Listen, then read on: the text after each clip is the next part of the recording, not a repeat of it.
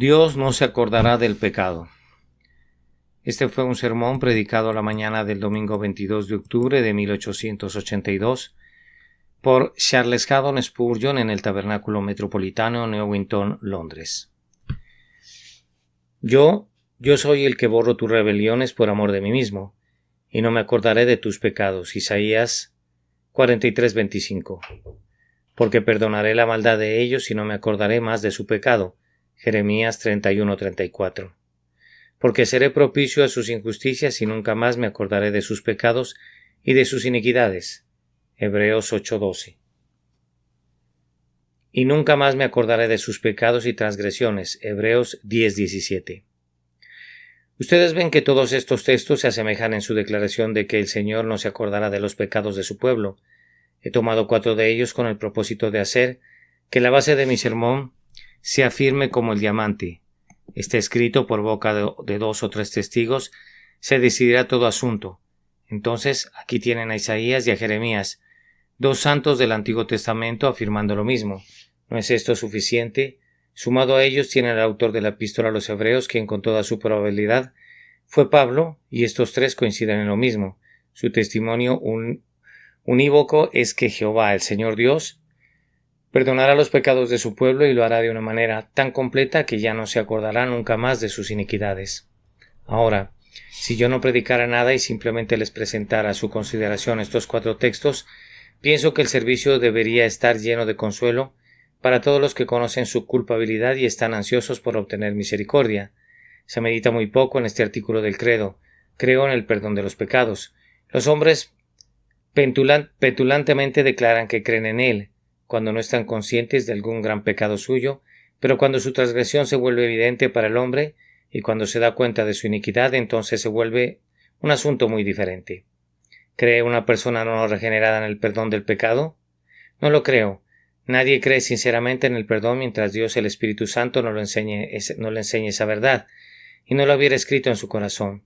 De ninguna verdad revelada se duda y se descree tanto como de esta. La más clara de todas las revelaciones que el Señor es clemente y misericordioso y que está dispuesto a pasar por lo alto las iniquidades de su pueblo. Los hombres descreen en cuanto a sí mismos y dudan en cuanto a los demás cuando el asunto está claramente probado. Cuando los pecados de un hombre son puestos delante de él, a la luz del rostro de Dios, su primer instinto es temer que sean completamente imperdonables. Aunque no expresara su incredulidad con tantas palabras, sin embargo, en el secreto de su alma esta terrible convicción se apodera de él y oscurece cada ventana de esperanza. Miran a la ley de Dios y mientras contemplan en esa dirección, ciertamente concluyen que no hay remisión, pues la ley no sabe nada del perdón. Afirma: haz esto y vivirás, desobedece y morirás. La ley fue enviada únicamente para convencer y para condenar. Por la ley viene el conocimiento del pecado y por su poder los pecadores son encerrados en la prisión de la desesperación, de la cual únicamente nos puede liberar el Señor Jesús. Lo que afirma la ley lo apoya también el entendimiento, pues el interior del hombre que ha despertado en ese interior está la memoria de sus ofensas pasadas y por causa de ella su conciencia juzga su alma y la condena de la misma manera que lo hace la ley. Dios ha de castigar la maldad. Es la expresión de la conciencia. No sería el juez de toda la tierra si no hiciera lo justo, y si hace lo justo ha de castigar mis rebeliones con la pena señalada. Así, el trueno del Sinaí es reverberado por la conciencia. Mientras tanto, muchos instintos e impresiones naturales apoyan e incrementan los clamores de la conciencia, pues el hombre sabe en su interior, como resultado de la observación y de la experiencia, que el pecado acarrea su propio castigo. Percibe que es un cuchillo que corta la mano del que lo blande y una espada que mata al hombre que la utiliza. Como siente que no puede pasar por alto fácilmente las ofensas cometidas por sus semejantes, concluye que el Señor no puede perdonar gustosamente. Esa porción de la dureza de su corazón ayuda a profundizar la convicción de que Dios no pasará por alto su transgresión, y por ello está terriblemente desanimado y desesperanzado de obtener misericordia. Mientras tanto, el demonio entra con todos los horrores del abismo infernal y amenaza con una rápida destrucción. Ese mismo espíritu infernal que una vez pintó el pecado en radiantes colores y puso delante del pecador el atractivo de la impiedad, ahora entra y se torna acusador, anticipa la sentencia final y endurece el corazón del hombre por medio de la certeza que no hay esperanza. Bunyan pinta muy perspicazmente al diablo cuando estaba atacando la ciudad de alma humana y hace que el capitán Esperanza, perdida, desplegara los ojos rojos colores que eran llevados por el Señor, desesperación, y también habla del redoble rugiente del tambor del tirano, que resonaba terriblemente, especialmente durante la noche, de tal forma que los hombres de alma humana tenían siempre en sus oídos el sonido de fuego del infierno, y todo esto con el objeto de impedirles que se sometieran a su príncipe Clemente. De esta manera, por una vez, el diablo coopera astutamente con la ley de Dios y con la conciencia. La ley y la conciencia conducen a los hombres a desesperar de sí mismos, pero Satanás va todavía más allá y los fuerza a desesperar en lo tocante al propio Señor, como para creer que el perdón por la transgresión es sumamente imposible. El pecador convencido es capaz de creer que la misericordia puede ser mostrada a otros, pero en cuanto a sí mismo él firma su propia sentencia de muerte y labora bajo la plena persuasión de que los actos de la misericordia de Dios no pueden nunca extenderse a él. Ningún cepo puede retener a un hombre tan firmemente como sus propios miedos culpables.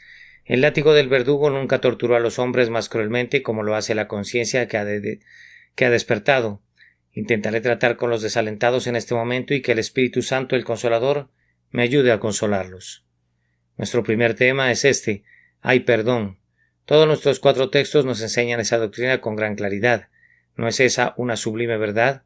Yo soy el que borro tus rebeliones por amor de mí mismo, y no me acordaré de tus pecados. ¿Acaso Pablo no lo expresa dulcemente como salido de la propia boca de Dios? Nunca más me acordaré de sus pecados y de sus iniquidades. Recuerden como el salmista en el Salmo 130 hace de esto una nota esencial de agradecimiento. Pero en ti hay perdón para que sea reverenciado. Adoremos al Señor porque se deleita en la misericordia. Permítanme demostrarles, tomando 1 minuto o 2, y espero que sea satisfactorio para ustedes, para aquellos que desesperan, que hay perdón. Esto se muestra primero en el tratamiento que da Dios a los pecadores, en tanto que Él perdona sus vidas perdidas. Cuando nuestros primeros padres transgredieron, merecieron de inmediato el castigo. El Señor visitó el huerto y convenció de su transgresión a los ofensores, pero en lugar de pronunciar allí mismo y esa misma hora su condenación y en vez de echarlos para siempre de su presencia, les habló de una cierta simiente de la mujer que heriría la cabeza de la serpiente. La maldición que debía caer cayó oblicuamente, descendiendo primero sobre la tierra y secundariamente sobre el hombre, primero sobre la serpiente y más suavemente sobre la mujer, cuyos propios dolores de parto habían de producir liberación para la raza y venganza del enemigo. Tanto el hombre como la mujer recibieron una sentencia separada en trabajo y preñeces, pero cuán benignas fueron estas sentencias comparadas con lo que pudieron haber sido. Cuán feliz fue el hecho de que, por sobre todo, estaba la mano perdonadora de Dios que les permitió vivir y su voz alentadora que les prometía la liberación definitiva. ¿Los habría perdonado así el Señor si no hubiese tenido la intención de mostrar misericordia? ¿No habría aplastado a una raza pecadora aún en su embrión y no habría borrado para siempre a aquellos que no mucho tiempo después se arrepintió de haberlos creado en la tierra? Seguramente el Señor tenía el propósito del perdón cuando se demoró en preguntar: Adán, ¿dónde estás tú? En la mañana de la historia humana la paciencia del Señor se manifestó y dio una promesa de mayor gracia. Lo mismo es válido para ustedes y para mí.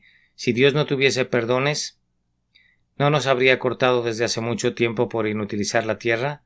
Pecamos temprano en nuestras vidas haciendo el mal con gran desenfreno y terquedad, de acuerdo a la obstinación de nuestros corazones.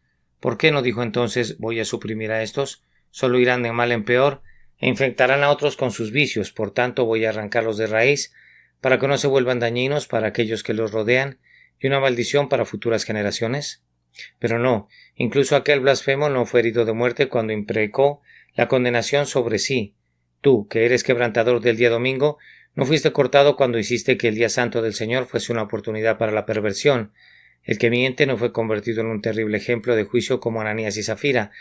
El que se distinguió por oponerse a Dios no fue tragado rápidamente como Coré, Datán y Abirán.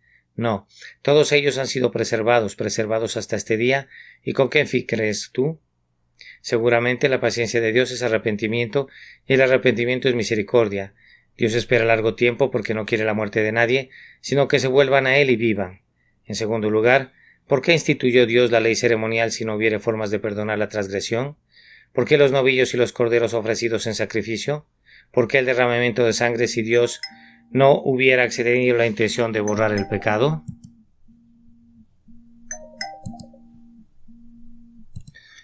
¿Por qué los holocaustos en los que Dios aceptaba la ofrenda del hombre? Si el hombre no pudiera ser aceptado, ciertamente él no podía ser aceptado si era considerado culpable. ¿Por qué los sacrificios de paz en los que Dios festejaba con el oferente y los dos se unían compartiendo de ese único sacrificio? ¿Cómo podría ser esto a menos que Dios tuviera el propósito de perdonar y de entrar en comunión con los hombres? Yo confieso que no puedo entender la institución del sacerdocio y del sacrificio a menos que existiera el propósito de otorgar misericordia por medio de ellos. Además, ¿por qué había un tabernáculo para que Dios habitara con su pueblo si no quisiera perdonar sus iniquidades? ¿Cómo podía morar con hombres imperdonables? ¿Por qué había un propiciatorio? ¿Por qué había un sumo sacerdote escogido de entre los hombres que debía entrar al lugar santo y hacer una expiación típica? ¿Acaso un tipo no implica la existencia de aquello que es tipificado? ¿Por qué el macho cabrío, Azazel, que quitaba el pecado en símbolo si el pecado no puede ser quitado en realidad? ¿Por qué la quema del sacrificio fuera del campamento para que el pecado fuera quitado del pueblo de Dios? Si el pecado no pudiera ser quitado, ciertamente el designio evidente de toda la economía mosaica era revelar al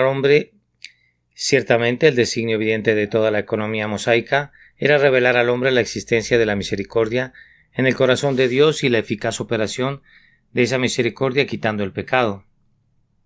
Más allá de esto, queridos amigos, si no hubiera perdón de pecado, ¿por qué el Señor ha dado a los hombres pecadores exhortaciones para que se arrepientan?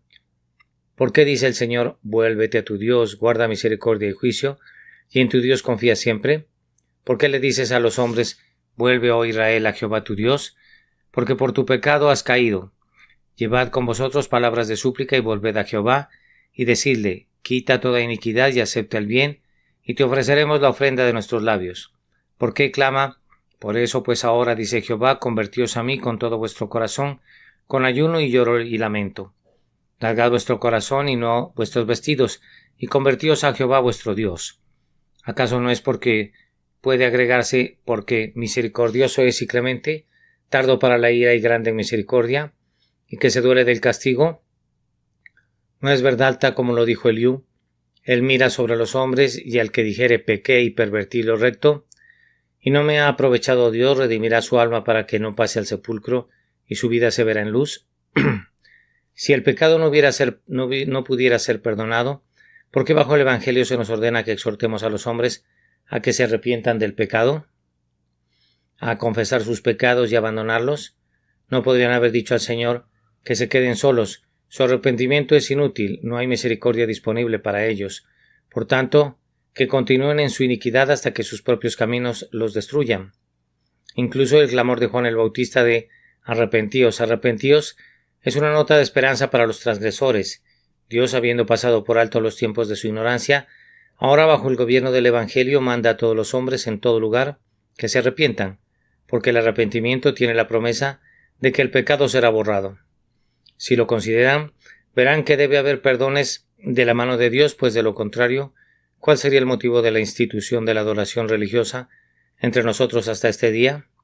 ¿Por qué se nos permite orar en secreto si no pudiéramos ser perdonados? ¿Cuál sería el valor de la oración en lo absoluto si ese primero y vital favor del pecado perdonado estuviera completamente más allá de nuestro alcance? ¿Por qué se nos permite cantar las alabanzas de Dios? ¿Por qué nos ha dado el Espíritu Santo el libro de los Salmos? ¿Por qué se nos pide que usemos salmos e himnos y cánticos espirituales? Dios no puede aceptar las alabanzas de hombres sin perdón. Los adoradores deben ser limpiados antes de que se puedan acercar a su altar con su incienso. Si, entonces, se me enseña a cantar y a dar gracias a Dios, ha de ser porque su misericordia es eterna. ¿Acaso espera Dios que los condenados le alaben? ¿Acaso nos encerrará en la cárcel para una muerte cierta y, sin embargo, espera que cantemos aleluyas en alabanza suya? No puede ser así. Que nos haya ordenado orar y alabar indica un designio de misericordia para los hijos de los hombres. Vamos, queridos amigos, ¿acaso habría dos ordenanzas especiales de la casa de Dios si en esa casa no hubiera remisión de pecado? ¿Por qué el bautismo de los creyentes tiene la significación de nuestra muerte en Cristo al pecado? Pero ¿cuál sería la razón de esto si no pudiéramos morir al pecado? Significan el tipo de lavamiento del pecado, pero ¿con qué fin y para qué uso excepto el del engaño, si no hubiera lavamiento del pecado por la abundante gracia de Dios? ¿Qué significado tiene la cena del Señor, esa comida del pan con Dios y la bebida de la copa en comunión familiar con Él? ¿Por qué anunciar la muerte de Cristo hasta que Él venga, si en esa muerte no hay virtud? ¿Y si Dios no puede tratar con los hombres sobre términos de amor? En verdad, las ordenanzas de la casa del Señor están llenas de invitación para aquellos que deploran sus transgresiones y están dispuestas a venir a Jesús en busca de perdón y regeneración. La propia existencia de una iglesia y de un ministerio evangélico y la tolerancia de la adoración divina son promesas y profecías del perdón de los pecados. ¿Qué seguridad del perdón subyace en el ordenamiento, el sello y la ratificación del pacto de gracia? El primer pacto nos dejó bajo la condenación, pero un importante designio del nuevo pacto es conducirnos a justificación. ¿Cuál es el sentido de un nuevo pacto si nuestra injusticia no puede ser eliminada nunca? ¿Acaso no es este texto el tenor del pacto según está anunciado en nuestro segundo texto? ¿Que el propio Espíritu Santo sea un testigo para nosotros conforme leemos en la epístola a los Hebreos? Este es el pacto que haré con ellos después de aquellos días, dice el Señor. Pondré mis leyes en sus corazones y en sus mentes las escribiré, y nunca más me acordaré de sus pecados y sus transgresiones. ¿Qué dices a esto, oh tú que desesperas? ¿Acaso soñarías que Dios puede mentir y que haría un pacto simplemente para burlarse de los pobres pecadores con una esperanza infundada? Oh, no pienses eso, pues hay perdón. Además, hermanos míos, ¿por qué instituyó Cristo el ministerio cristiano y envió a sus siervos a proclamar su evangelio? Pues ¿qué es el evangelio sino una declaración de que Cristo es exaltado en lo alto para dar arrepentimiento a Israel y remisión de los pecados? ¿Acaso su grandiosa promesa no es esta, que Dios quitará nuestras transgresiones cuando creamos en Jesucristo, nuestro grandioso sacrificio? Creo en el perdón de los pecados, y si no fuera así, entonces la cruz se habría vuelto una nulidad y la muerte del unigénito sería un terrible error. ¿Con qué fin esas heridas sangrantes? ¿Con qué objeto esa cabeza coronada de espinas? ¿Con qué fin ese grito, Eloí, Eloí, lama sabactani? ¿Con qué objeto ese clamor, consumado es? La cruz es la más grande de las realidades y el núcleo de su significación es quitar el pecado por medio de aquel que en su propio ser llevó nuestros pecados en su propio cuerpo sobre el madero. En verdad hay una fuente abierta para el pecado y para la inmundicia, alma, que estás cargada, esa fuente está abierta para ti. Ahora, una vez en el cumplimiento de los tiempos, el Hijo de Dios apareció para quitar el pecado por el sacrificio de sí mismo. Pobre individuo culpable, si tú crees tu culpa fue quitada por su muerte expiatoria, ¿por qué se nos ordena tan perentoriamente que prediquemos este evangelio a toda criatura? Si la criatura que lo escucha y cree en él debe, sin embargo, permanecer todavía bajo su pecado, nuestro Señor Jesús ha mandado que el arrepentimiento y la remisión de los pecados sean predicados en su nombre entre todas las naciones, comenzando en Jerusalén. ¿A qué se debe esto y si no hubiera remisión? El genuino amor de Dios es manifiesto en su deseo de que hasta los últimos confines de la tierra se ha proclamado que la sangre de Jesucristo su Hijo nos limpia de todo pecado. Todo pecado y blasfemia será perdonado a los hombres. Transporten, oh vientos, la historia y ustedes las aguas circúlenla hasta que como un océano de gloria se desparrame de polo a polo. Hay perdón por medio del nombre de Jesús. Quien quiera que crea en él recibirá la remisión de los pecados. Por medio de él se os anuncia perdón de pecados, de todo aquello de que por la ley de Moisés no pudiste ser justificados. En él es justificado todo aquel que cree. Pablo dice, Dios también os perdonó a vosotros en Cristo y así es.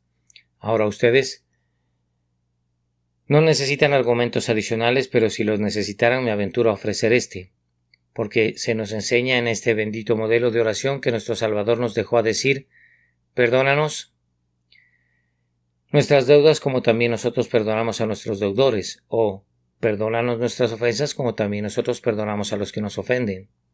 Es evidente que Dios tiene el propósito de que demos una absolución real, verdadera y sincera a todos los que nos han ofendido. No tiene el propósito de que juguemos al perdón, sino que debemos realmente y de todo corazón perdonar libre y sinceramente a todos aquellos que nos hayan hecho algún mal del tipo que fuera. Sí, pero entonces Él ha vinculado con ese perdón nuestra oración, pidiendo misericordia, enseñándonos a pedir que nos perdone como nosotros los perdonamos a ellos. Si, entonces, nuestro perdón fuera real, también lo sería el suyo. Si el nuestro fuera sincero, también lo sería el suyo. Si el nuestro fuera completo, también lo sería el suyo, aunque lo sería mucho más en el sentido de que el grandioso Dios de todo es mucho más lleno de gracia de lo que jamás podamos serlo nosotros, pobres criaturas caídas. Una estrella de esperanza brilla sobre el pecador. En la oración del Señor, en esa petición particular, pues pareciera decir, hay un perdón real, verdadero y sincero de Dios para ti, así como hay en tu corazón un perdón real, verdadero y sincero para aquellos que te ofenden. Esfuérzate en perdonar realmente y de corazón a otros, pues tu propio perdón ha de ser medido de conformidad a eso. Procura hacerlo. El mejor de todos los argumentos es este: Dios ha perdonado de hecho a multitudes de pecadores. Hemos leído en la Santa Escritura acerca de hombres que caminaron con Dios y recibieron este testimonio, que agradaron a Dios, pero no hubieran podido agradar a Dios si sus pecados todavía lo provocaran a ira. Por tanto, debe haber borrado sus pecados. Esos santos del Antiguo Testamento que eran favorecidos divinamente, con quienes Dios sostuvo una dulce comunión, a quienes Dios dio un maravilloso poder en oración, en quienes mostró la majestad de la fe, todos ellos debieron haber sido hombres perdonados, pues el Señor no habría podido caminar con ellos, ni morado en ellos, ni obrado en ellos, ni manifestado su gloria en ellos, si no los hubiera perdonado. Pero no necesito hablar de épocas pasadas. Hay muchas personas sentadas entre ustedes en este día que si les preguntaran les dirían que gozan de un claro sentido del pecado perdonado. Ellos recuerdan muy bien aquel día feliz cuando Jesús les lavó sus pecados, y su estado de paz, de gozoso privilegio y de esperanza expectante es para ellos intensamente deleitable, y puede ser para ustedes un testimonio evidente de que la remisión del pecado es una experiencia real y es conocida en medio del pueblo de Dios en este día. El pecado puede ser todavía quitado. La mancha que parecía indeleble puede ser lavada, hasta que todo sea blanco como la nieve por medio de la preciosa sangre de Cristo. Nuestros textos, todos ellos, lo declaran, diciendo al unísono: perdonaré la maldad de ellos y no me acordaré más de su pecado. Que Dios el Espíritu Santo haga uso de estos argumentos para el consuelo de cada pecador que busca aquí y de muchos más que lean este sermón. En segundo lugar, este perdón es equivalente a olvidar el pecado. Esto es una maravilla para mí, una maravilla de maravillas, que Dios diga que hará lo que en algún sentido no puede hacer, que use un lenguaje que incluye una imposibilidad y que sin embargo sea estrictamente verdad, como es su propósito. El perdón de Dios del pecado es tan completo que Él mismo lo describe como no recordar nuestra iniquidad y transgresión. He dicho que hay una imposibilidad en ello, y en efecto la hay, porque el Señor no puede, en estricta precisión del lenguaje, olvidar algo. El olvido es una debilidad y Dios no tiene debilidades. El Señor no ejercita la memoria como lo hacemos ustedes y yo. Nosotros recordamos el pasado, pero Él no tiene pasado. Todas las cosas son presentes para Él. Dios ve todo de inmediato mediante una percepción intuitiva. El pasado, el presente, el futuro están delante de Él en una mirada. No podemos hablar, excepto a la manera de los hombres, diciendo que el Señor Dios tiene memoria, y sin embargo, cuán bendito es que Él mismo use el lenguaje que es corriente entre nosotros y se represente a semejanza de un hombre y luego diga: nunca más me acordaré de sus pecados y transgresiones. Él quiere que sepamos que su perdón es tan verdadero y profundo que equivale a un absoluto olvido, una total amnesia de todo el mal realizado por los que son perdonados. Ustedes saben lo que hacemos cuando ejercitamos la memoria. Hablando popularmente, un hombre almacena una cosa en su mente, pero cuando el pecado es perdonado no es acumulado en la mente de Dios. Un cierto asunto ha ocurrido y lo recordamos, lo atesoramos en nuestra memoria. Leemos que María guardaba todas estas cosas meditándolas en su corazón. Convertimos a nuestra memoria en una especie de bodega y allí las cosas son preservadas, como frutos de otoño almacenadas para ser usadas luego. Consideramos que un hombre que tiene una buena memoria es afortunado porque puede acumular cosas en su cerebro que puede alcanzar en el momento necesario. El Señor no hará esto con nuestros pecados. Él no los guardará en sus archivos, no le dará acomodo en la casa. El registro de nuestro pecado no será atesorado en la tesorería divina. No clamaremos con Job: tienes sellada en saco mi prevaricación y tienes cosida mi iniquidad. En cuanto a los impíos, sus pecados están escritos con una pluma de hierro, y la medida de su iniquidad se está llenando diariamente hasta que sea derramada sobre su propia cabeza. Sus pecados les han precedido en el tribunal y están clamando a gritos por venganza. En cuanto al pueblo de Dios, su caso es diferente. El Señor no les imputa sus iniquidades y no les atesora contra un día de ira. Por supuesto que el Señor recuerda sus fechorías, en el sentido de que Él no puede olvidar nada, pero judicialmente, como un juez, Él olvida las transgresiones de los que son perdonados. no están delante de él en la corte y no caen bajo su rango oficial de visión. Al recordar, los hombres consideran también y meditan sobre las cosas, pero el Señor no pensará en los pecados de su pueblo. Un mal atroz tiene la propensión a acaparar nuestros pensamientos, a menudo arroja su sombra sobre la mente y no te puedes deshacer de él.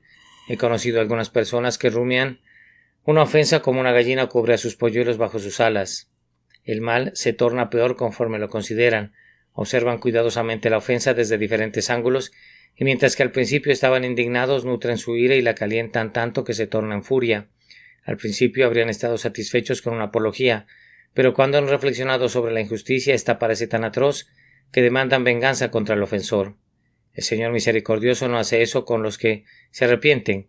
No, pues Él dice: nunca más me acordaré de sus pecados y transgresiones. El corazón del grandioso Padre no medita en los agravios que hemos cometido. Su mente infinita no está rumiando dentro de sí el relato de nuestras iniquidades. Ah, no. Si hemos acudido apresuradamente a Cristo buscando refugio, el Señor nunca más se acuerda de nuestro pecado. El registro de nuestra iniquidad es borrado y el juez no guarda una memoria judicial de él.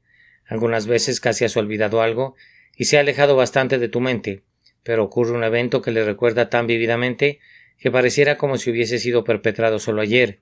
Dios no se acordará del pecado de los que son perdonados. Yo he sido bendecido, gracias a Dios, con una espléndida memoria para olvidar lo que alguien diga o haga en mi contra.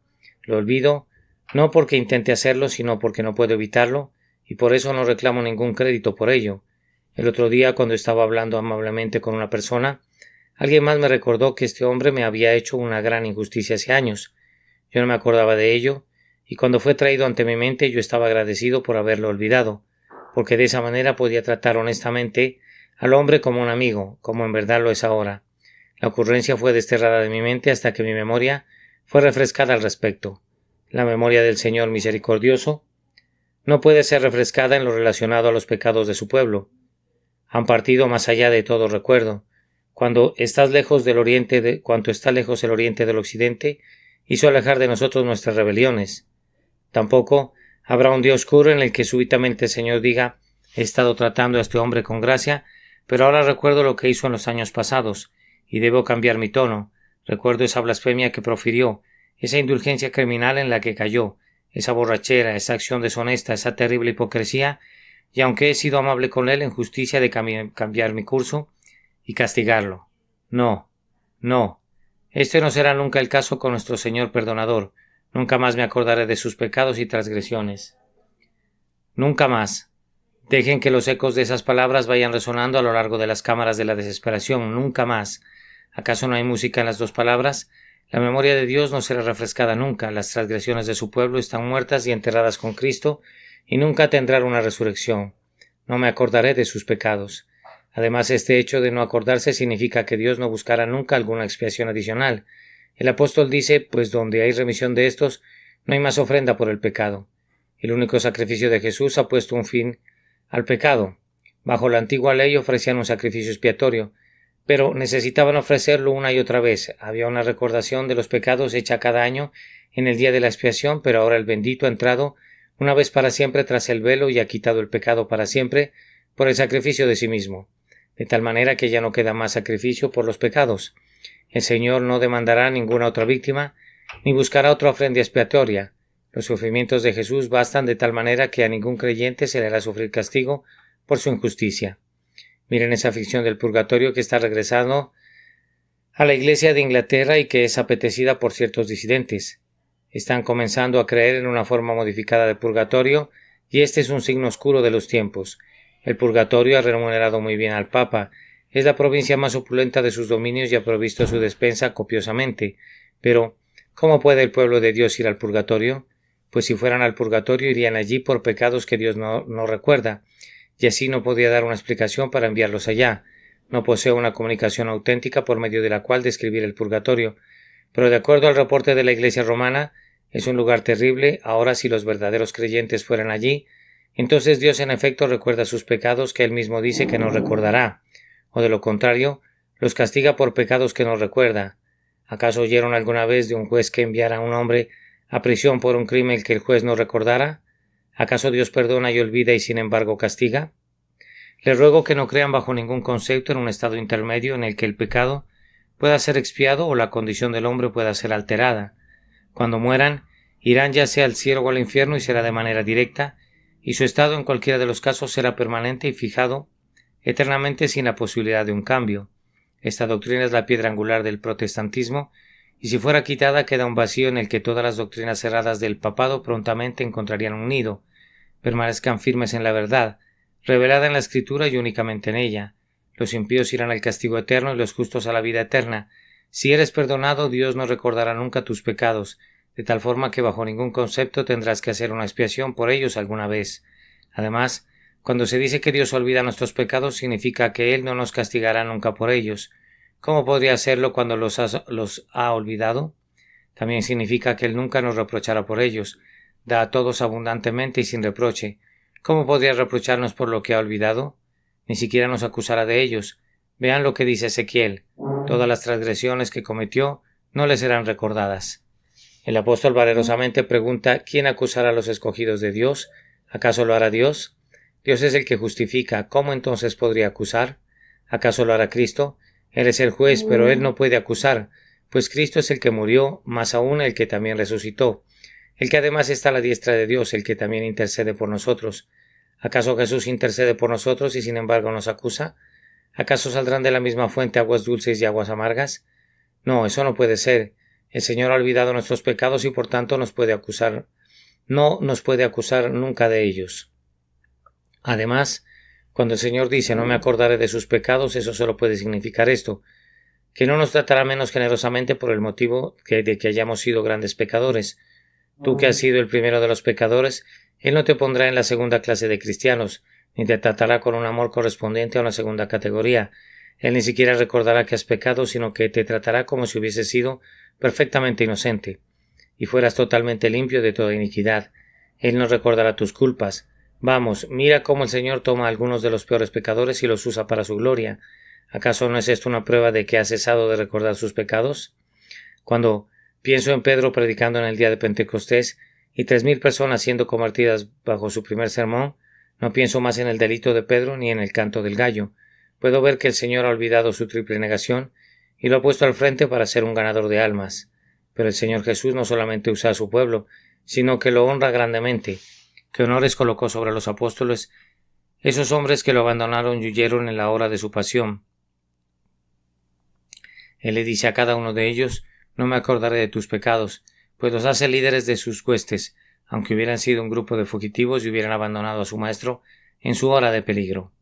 Vean cuán condescendientemente el Señor ha tomado a algunos aquí presentes y los ha honrado, y les ha concedido que traigan almas compradas con sangre hacia Él, en prueba de que ha olvidado completamente su pecado, y luego pensar en que nos adopte en su familia, a nosotros que fuimos sus enemigos y rebeldes e hijos del demonio. ¿No es maravilloso que nos ponga entre sus hijos y que incluso nos haga herederos de Dios y coherederos con Cristo? En verdad, cuando fue escrito el testamento por el cual nos hizo herederos con Cristo, esa fue una clara prueba de que el Padre ya no recordó más nuestras iniquidades. Anotar tales negruras en el mismo testamento con su propio amado Hijo, y luego decir: los recibiré y los amaré por pura gracia, esto es una gracia sorprendente. Hermanos, el amor infinito nos ha hecho ser aceptos en el amado, hermosos con la hermosura que Él ha puesto en nosotros, preciosos delante de Él y honorables, joyas en su estuche y una corona de gloria para Él. ¿Acaso no es este el signo de perfecto perdón? Con todo su corazón Él nos cuida para hacernos bien. En verdad, Él nos bendice con bendición. Sí, y nos convierte en bendición. Tendremos gracia en la tierra y gloria en el cielo. Él nos sentará como objetos de su gracia en el cielo, no en un lugar inferior en los suburbios o detrás de la puerta, sino que nos sentará con Jesús en su trono, igual que Él se ha sentado con el Padre en su trono.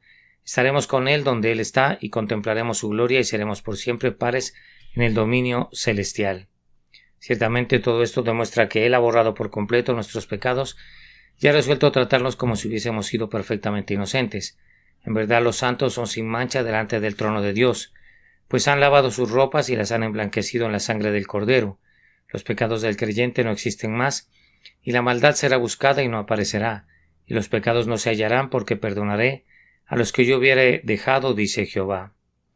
¿Quién es un Dios perdonador como tú? ¿Y quién tiene gracia tan rica y gratuita? Oh, que Dios consolara a sus dolientes por este sermón. Tengo una noción en mi cabeza que si cuando estaba bajo el sentido de pecado hubiera podido oír este tema tratado de esta manera, habría encontrado libertad de inmediato.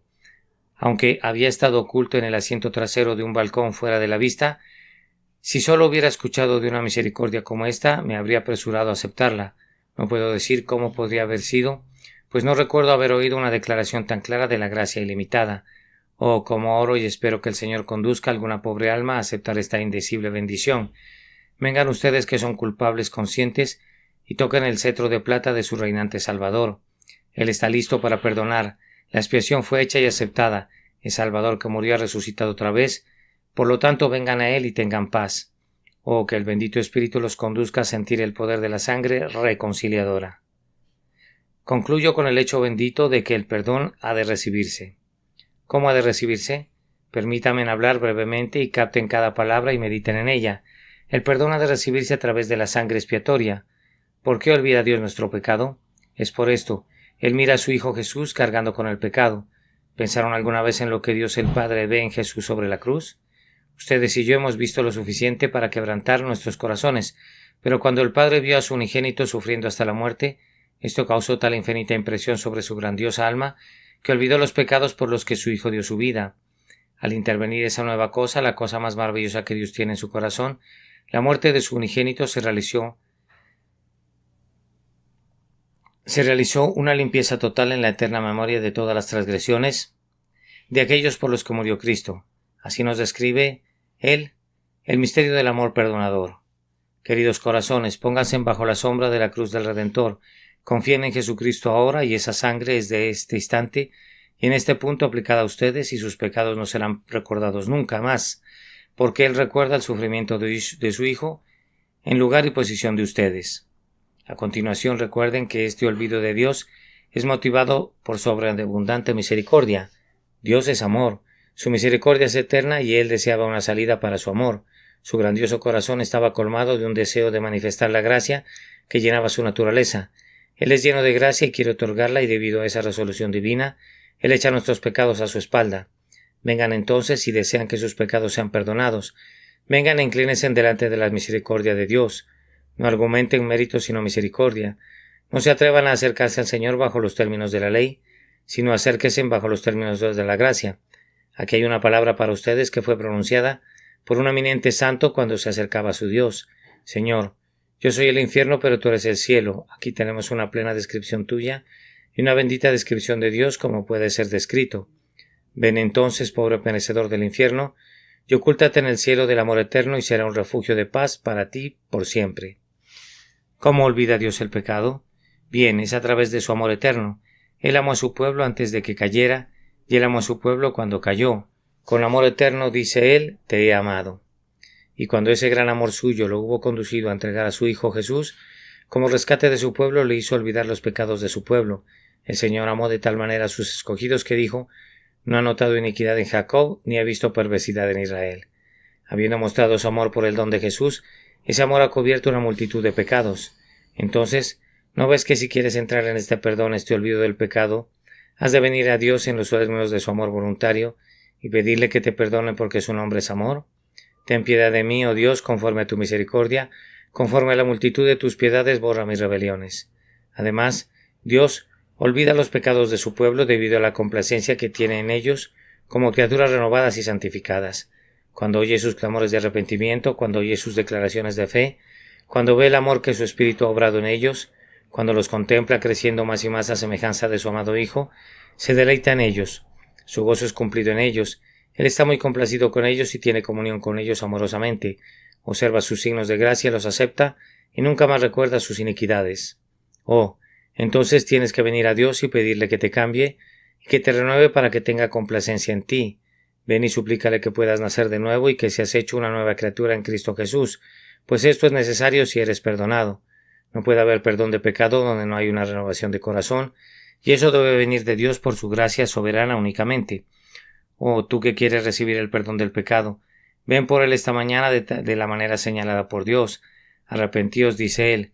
Esto es, lamenta tu pecado, cambia tu mente acerca del pecado y ódialo, aunque una vez lo hayas amado, luego confiésalo, pues él dice, reconoce pues tu maldad, Llega a casa y lamenta tu transgresión delante de tu Señor ofendido, sinceramente, plenamente y con profunda pena, y entonces Él quitará tu pecado, pues está escrito que quien confiesa y abandona su pecado encontrará misericordia. Esta es la manera entonces. Reconoce que eres culpable, pero pide que no seas más culpable. Lo más importante de todo es cree en el Señor Jesucristo y serás salvo, y esa salvación incluye un acto de amnistía y olvido en cuanto a todos tus pensamientos y palabras y actos pecaminosos. Confía en el Señor Jesucristo. Ese es el meollo del asunto. Confíate en las manos que fueron clavadas a la cruz por ti. Confíate al amor del corazón que fue traspasado con una lanza y de inmediato brotó sangre y agua. ¿Has hecho esto? Entonces incluso ahora mismo eres perdonado, tu pecado ha desaparecido, es arrojado en las profundidades del mar. Camina por esos pasillos con tu corazón danzando dentro de ti. Te deleite, pues nadie te puede acusar ahora, puesto que eres un creyente en el Señor Jesús. Dios no imputa iniquidad al hombre que se ha apoyado en el Salvador. Puedes irte y no olvides nunca tu pecado ni la misericordia que lo ha perdonado. Arrepiéntete siempre y alaba siempre al Señor. Honra el olvido de Dios cuando no recuerda tus delitos, y a partir de este momento proclama estas benditas nuevas a todo el que veas. Hay perdón, tal perdón como nunca se escuchó antes, hasta que Dios mismo lo reveló cuando dijo de su pueblo: nunca más me acordaré de tus pecados y transgresiones. Que Dios los bendiga, queridos amigos, en adelante y para siempre. Amén. Porción de la Escritura leída antes del sermón. Jeremías, capítulo 31, versículos 15 al 37. Dios no se acordará del pecado. Este fue un sermón predicado la mañana del domingo 22 de octubre de 1882 por Carlitos Haddon Spurgeon en el Tabernáculo Metropolitano, Newington, Londres. Yo soy el que borro la maldad de ellos y no me acordaré más de su pecado. Jeremías 31:34. Porque seré propicio a tus injusticias y nunca más me acordaré de sus pecados y de sus iniquidades. Hebreos 8:12. Y nunca más me acordaré de sus pecados y transgresiones. Hebreos 10:17.